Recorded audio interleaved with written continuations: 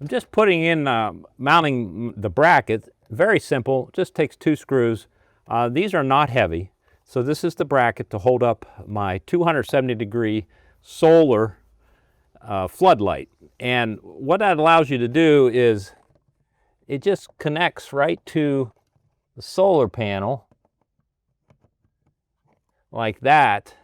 And then you can angle your light like this, right?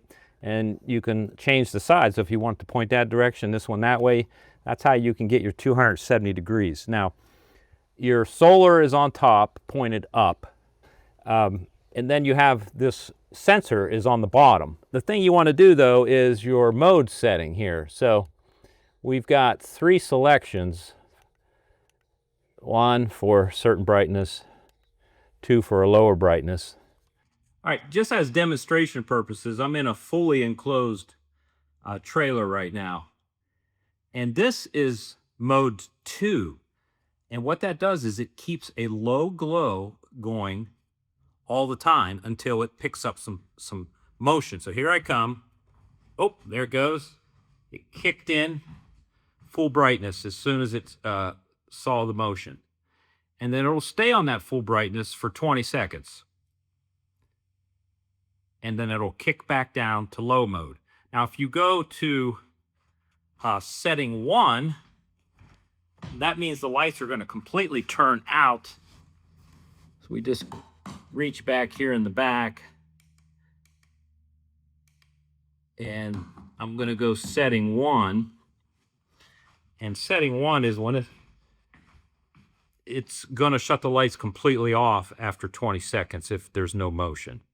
26 feet of range for that sensor. So it does come with a remote with the 3 modes. So it has it on, off, and then 1, 2, 3, the exact same modes that I just went through by pressing the button on the back. So if you don't want to get up there to change anything, just use your remote and you can do it that way.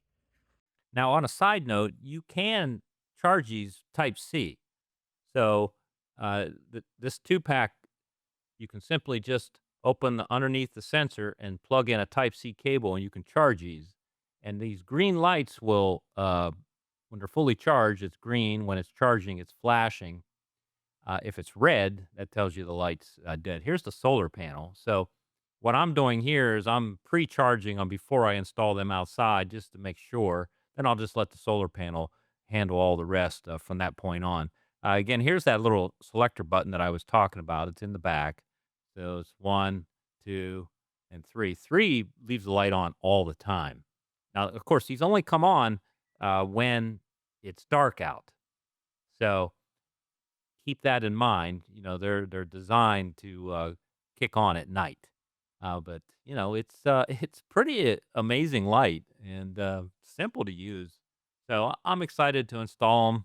I'm going to put one over that garage entry door, and then I'm going to put one around the back of the house.